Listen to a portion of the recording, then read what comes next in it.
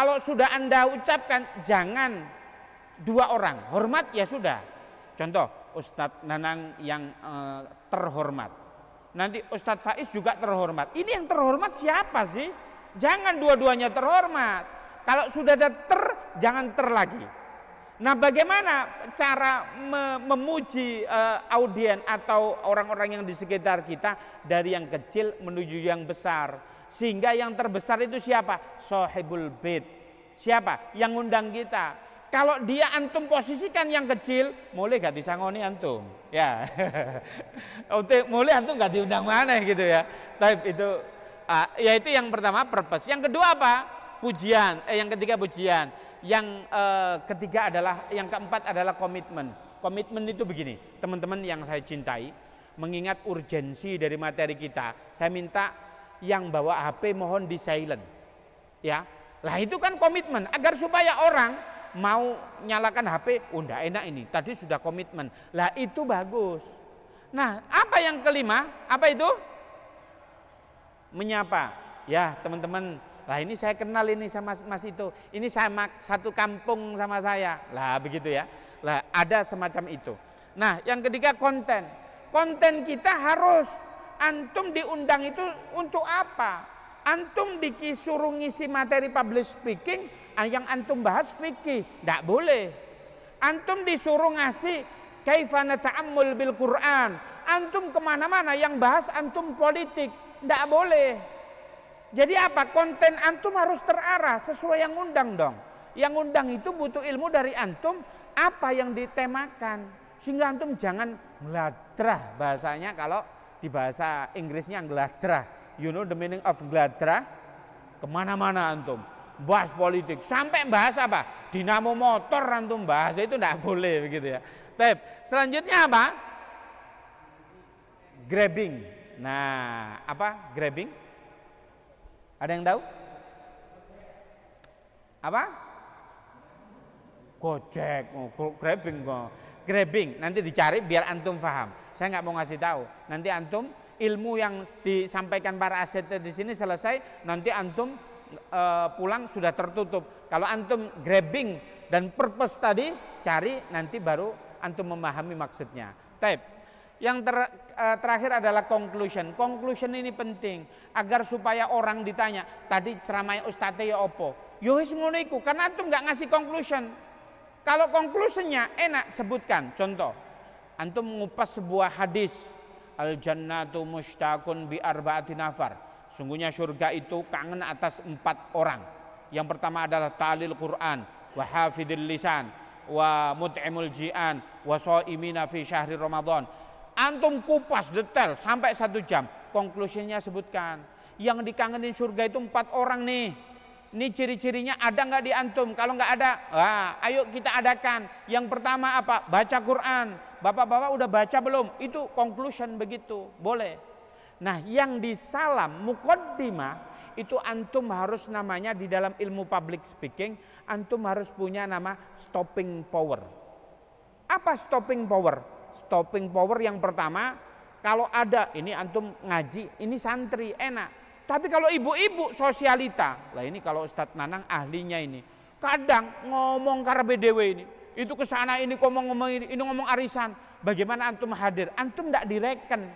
Ini bagaimana antum harus punya stopping power. Yang pertama, Assalamualaikum warahmatullahi wabarakatuh. Menggelegar, orang pastian.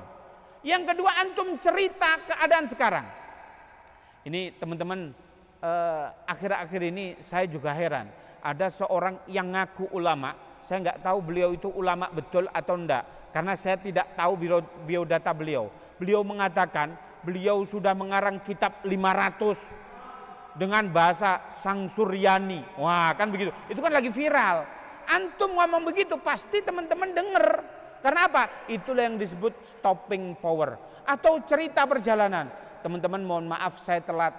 Tadi kenapa saya telat? Tadi di jalan Masya Allah saya dikerubunin sama ibu-ibu, minta tanda tangan. Ya maaf, saya sebagai selebgram yang kan gitu kan enak ya. Jadi apa? Ibu-ibu langsung dengerin. Tapi kalau antum teorinya public speaking, ceramah 7 menit di awal antum nggak ada yang dengerin, sampai akhir nggak ada yang dengerin. Begitu ya. Taib, langsung next. Inilah beberapa hal yang harus antum siapkan selaku dai. Taib, yang pertama, apa itu? Ayo tolong dibacakan, saya agak nggak kelihatan. Mandi. Jangan sampai antum diundang ceramah lupa mandi. Ustadz mau cium tangan, bah ambune ustadz rek koyok singo, ya ndak iso rek, ndak boleh gitu ya. Yang kedua apa? Memiliki transportasi yang bagus. Ini begini, saya punya cerita. Saya itu diundang ke salah satu kampus di Malang. Nggak akan saya sebutkan nama kampusnya. Saya dulu pakai motor itu motor mereknya nggak saya sebut ya. Motornya derajatnya di kalangan teman-teman paling kasta terendah. Elek pokok motornya. Motor ke situ. Nah, di situ antum harus pakai apa? Penampilan yang bagus. Kenapa yang bagus? Ini cerita. Saya pakai motor yang pakai sarungnya. Kalau sekarang masih BHS ini, mahal ini ya. Gitu. Lu yo rek, 1 juta punjul iki rek. Promo. Kalau dulu saya pakai sarung mangga oleh berkat. Habis itu saya masuk kampus, kemudian apa? Pakai motor jelek, nggak pakai serban. Saya diginiin sahabat, Mas, parkir di kono. Pemateri datang, suruh parkir jauh begitu. Jalan ke situ. Mas, mau ngapain? Mau ikut acara. Lu sampean ikut santunan ta? Lah kan santunnya buat anak yatim piatu. Halo, wis jenggotan mosok si yatim piatu tak gitu kan ya. Lah terus mau ngapain sampean? Loh, saya mau ngisi acara. Ngisi apa melok? Ngisi acara. Orangnya ragu. Soalnya sarungnya ya sarung yang jelek. Motornya motor yang jelek. Ya sudah diantar. Yang kenal hanya panitia. 1 yang undang saya. Yang lain nggak ada yang kenal. MC-nya pun ragu. Kepada Bapak Faiz silakan maju. Saya tausiah. Setelah tausiah, MC-nya bilang, terima kasih kepada Al-Mukarram Romo Kiai Haji. Wah, dawa men jareku. Tadi enggak. Karena apa? Kita tidak menghargai diri kita sendiri. Saking mereka senang dengan apa yang saya sampaikan, diundang lagi di kampus yang sama. Tapi saya nggak mau pakai BHS, pakai serban, pakai mobil. Ini coba responnya. Pada nyampe situ, Assalamualaikum Ustadz, satpam cium tangan. Dulu aja nggak mau cium tangan lo, gitu kan? Ini namanya muru'ah atau haibah seorang dai. Antum harus mandi, siapkan punya baju, siapkan baju yang terbaik. Jangan sampai jadi dai itu mengeluh. Ya saya ini mohon maaf ya baju saya robek, saya ini nggak punya duit. Antum nggak ada muru'ahnya sama sekali. Ini mohon maaf ya, lubang ini tren. Antum nggak ada muru'ah sama sekali. Iya nggak? Gawe apa? Gawe udeng-udeng koyo yes. Ada di sini kitire 7.500. Apa ini? Yang keren dong dikit. Bukan kita itu sok pamer atau tidak, tapi setidaknya rapi, wangi begitu ya. Nah, apa lagi? Wangi. Wangi itu bukan hanya parfum, tapi apa? Gosok gigi. Antum sholat subuh, wa Allahu Akbar. Jangan sampai jamaah di sampingnya.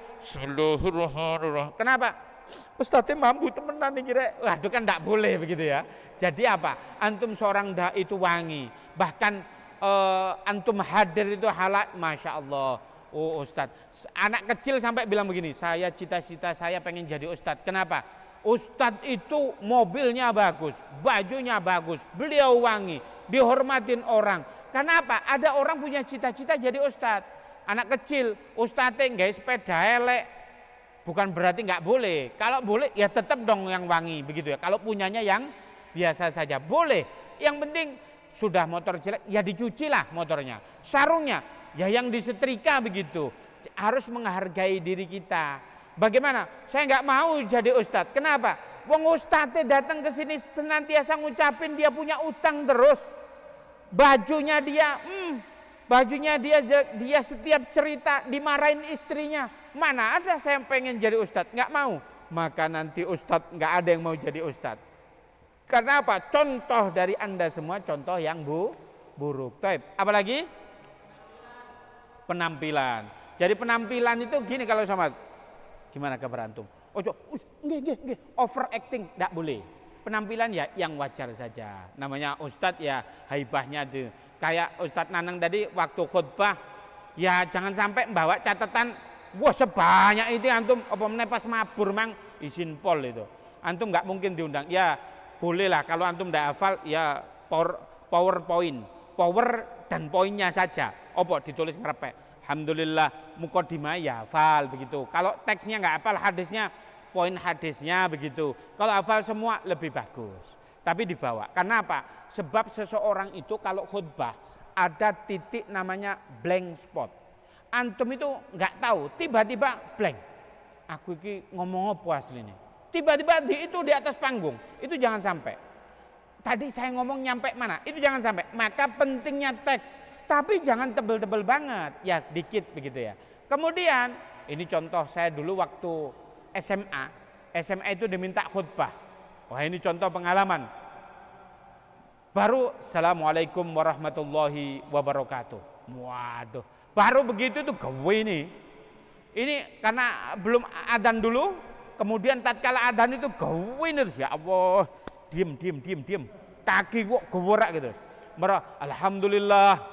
Alhamdulillah, semoga saya di batin saya, ya Allah semoga yang gerak kaki saja.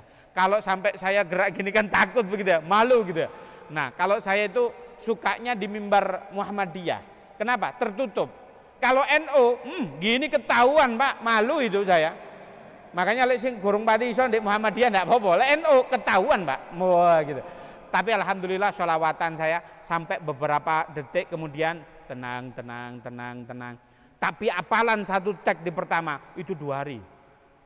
Bikin sampai dilanyahkan hadisnya. Dan kalau bikin sesuatu tema jangan yang belum antum fahami.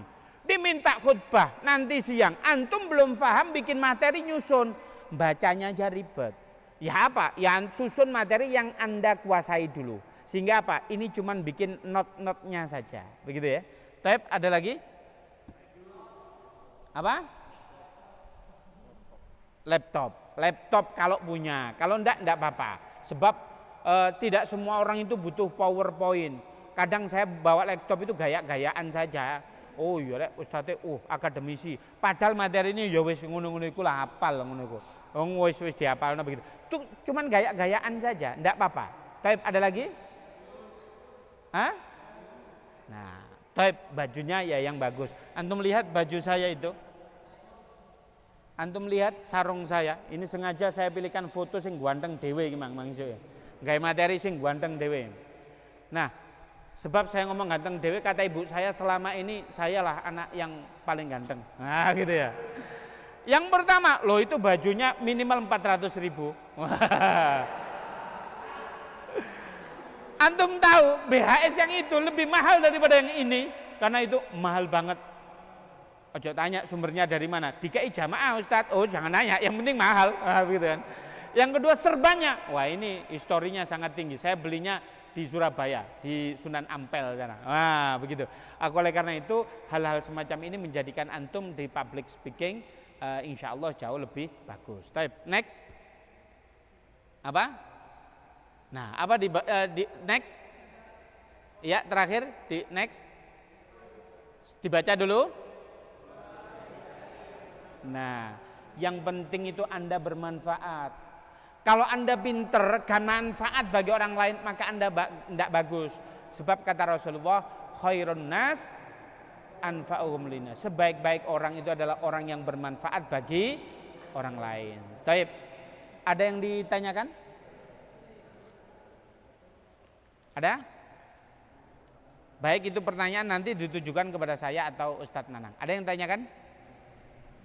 Kalau ke Ustadz Nanang perihal fikihnya atau kalau saya public speakingnya. Fikih Ustadz, boleh nggak itu sholat khutbah pakai tongkat atau enggak, mana yang betul? Tanyakan aja, itu ranah fikih. Boleh nggak pakai mimbar atau enggak? Boleh. Rukun, boleh. Tanyakan saja, itu bab fikih. Kalau di saya bab yang public speaking saja. Monggo, ada yang tanyakan? Kalau nggak ada kita cukupkan. Nanti teman-teman panitia saya minta audien kali ini tadi antum sudah dibahas sama Ustadz Nanang tentang fikihnya sehingga antum paham fikihnya.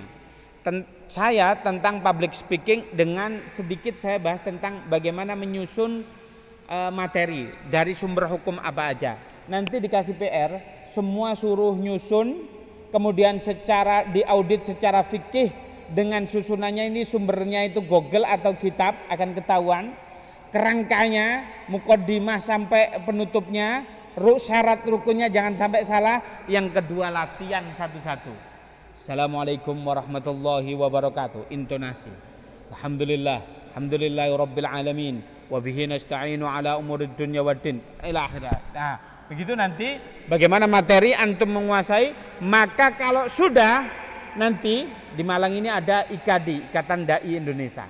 Saya salah satu pengurusnya. Nanti teman-teman bisa kita jadwalkan di masjid luar sana bagi yang lulus seleksi. Begitu ya? Siap kira-kira teman-teman? Baik. Itu saja dari saya. Saya akhiri. Assalamualaikum warahmatullahi wabarakatuh.